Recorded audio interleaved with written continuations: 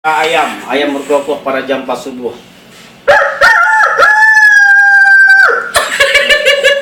Itu suara ayam berkokok pada jam 4 subuh ya. Ada suara ayam berkokok dilempar pakai sepatu. Bunyinya begini. Suara ayam terjepit pagar. Oh, suara ayam terjepit pagar. Begini.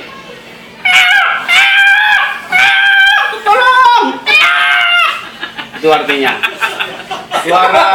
Suara ayam Bangkok yang biasa disabung sama orang ya.